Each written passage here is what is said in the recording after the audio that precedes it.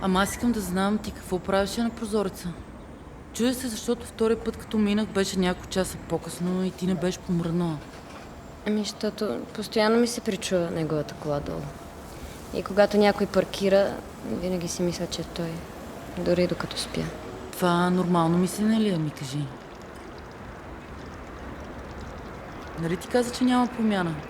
Защо да идва? Ами е така, защото ме обича и му липсвам и не издържа повече и съжалява.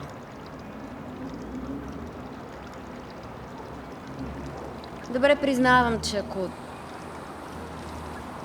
ако дойде и поиска пак да сме заедно, бих му дала втори шанс. Но той не идва и дните си минават и той никакъв шанс не иска.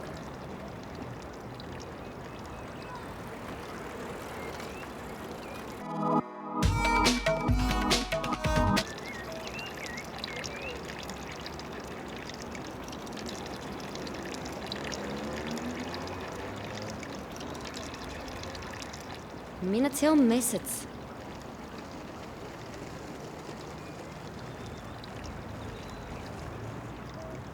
Цял месец.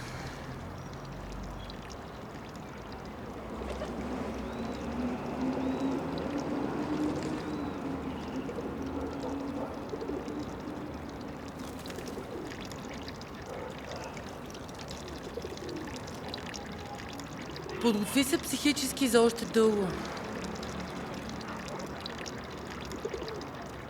И да знаеш, ако не му пишеш и не го търсиш, по-бързо ще му мине. А на мен кога ще ми мине? Той ме предаде. Той предаде себе си и разби свещен съюз между две души. Знаеш ли колко рядко се случва такава любов? А той я пропилява. Може би не оценявал какво има. Може би. Може би не трябваше да си тръгваш.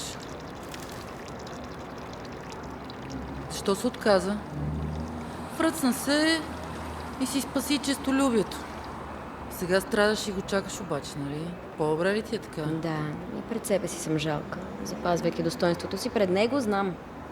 Трябваше да останеш и да го убедиш да не се разделят. Защо не се бори за мен? Преобърнах живота си за него, а той какво направи?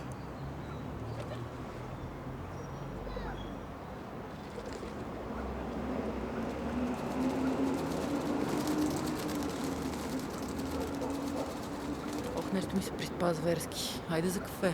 Късно е, здравче. И да ми поиска втори шанс. Нещо в мен се разби и умря.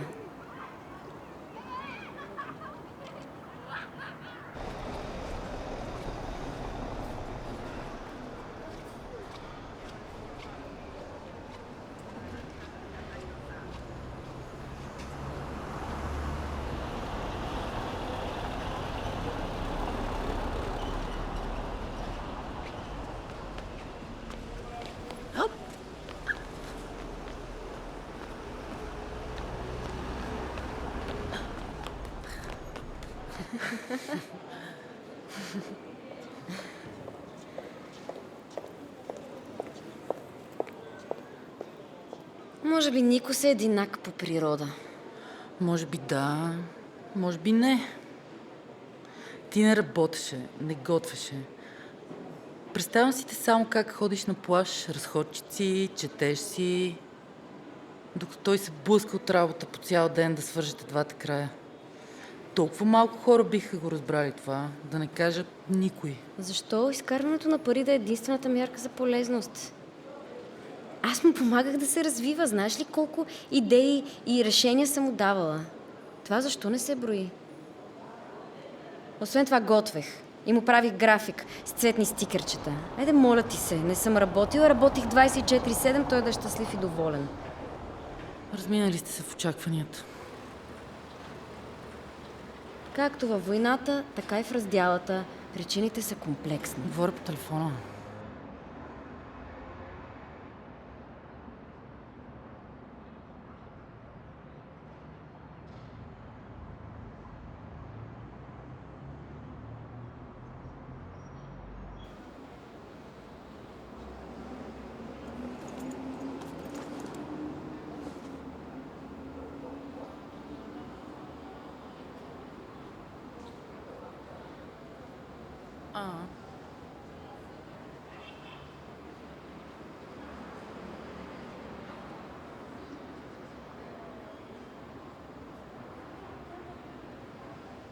Пратих ти го да го видиш.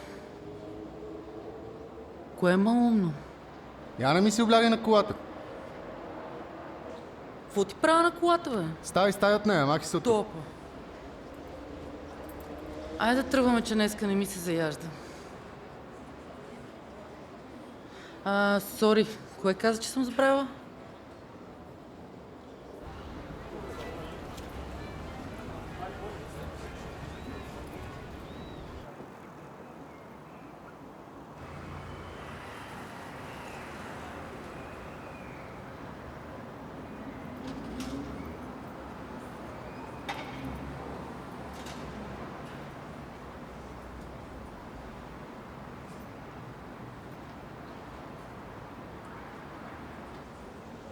Никога няма да е същото. Според мен Гърция ти липсва повече от самия Никос. Не, София ми... Добре, може да е гадно, обаче мога да си позволя да бъда депресирана. Мога да си позволя да изглеждам депресирана, финансово също. Приятелите ми сте тук. Ще поръчам. Какво искаш, кафенце?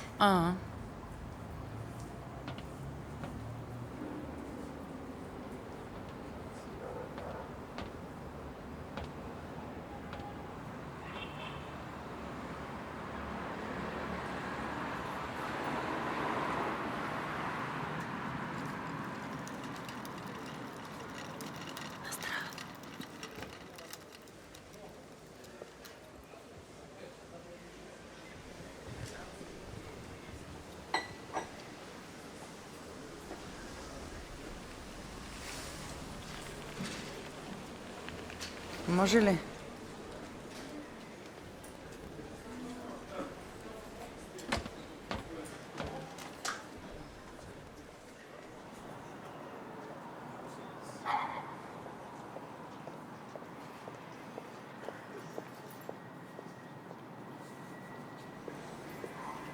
Момичета, това е място за минаване. Не може да стоите тук. Преместете се на някакви столове, защото наистина пречите.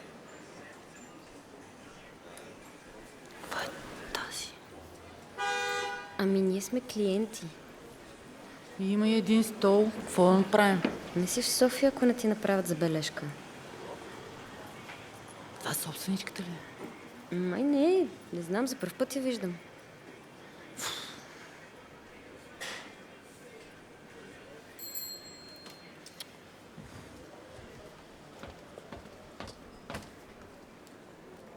Изнес се.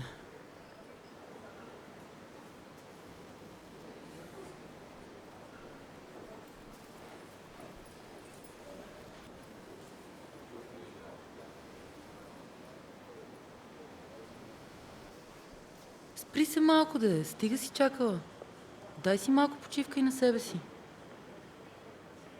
Нямам сили за почивка. Направила съм си плейлист в SoundCloud и с песни му показвам как се чувствам. Но той никога не е онлайн.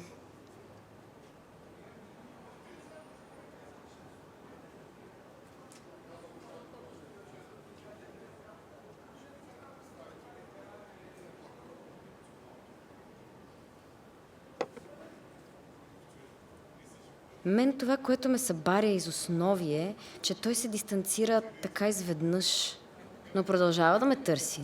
Или си с мен, или не си.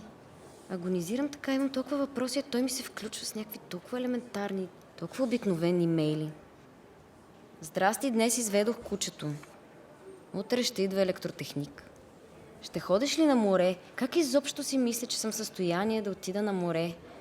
Не си ли умираш да отидеш с него на море? Кажи му. Пиши му. Зле ми е. Искам да отидем заедно на море. Той дори не ме пита как сама ще го каня на море. Веднъж не ме е попитал, постоянно говори само за себе си. Затова ти му кажи. Нищо няма да кажа. Защо не се бори за мен? Или си с мен, или не си. Преобърнах живота си за него, а той какво направи?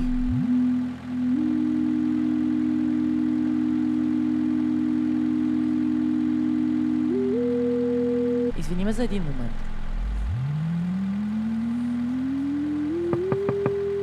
Добър ден! Имам една молба. Може ли да си спрете двигателя или да тръгнете най-накрая?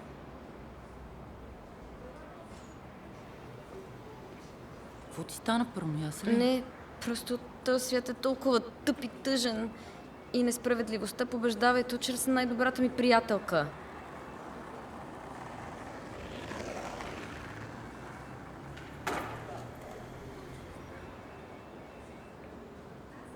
Защо ми говориш така? Какво искаш да ми стане, кофти ли?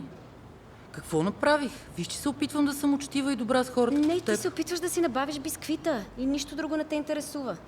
Извинявай, ама е така. Ако е нормално да дръпнеш бисквита от устата на човека, значи е нормално да го обидиш. Бисквитката ви. А от унижение до убийство е къса отсечка.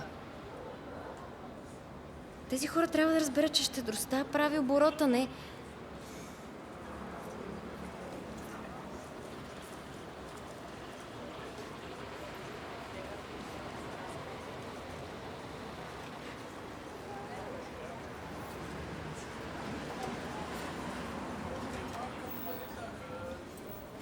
Тъпо и тъжно е всичко това. И Никос не ми отговаря.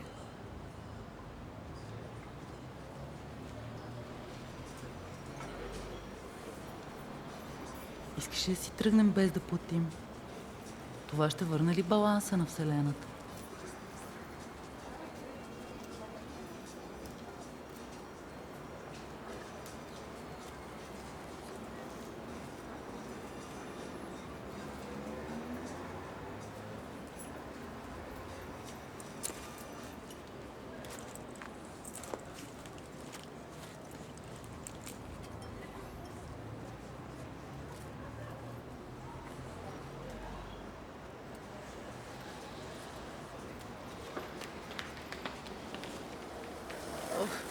Извиняй.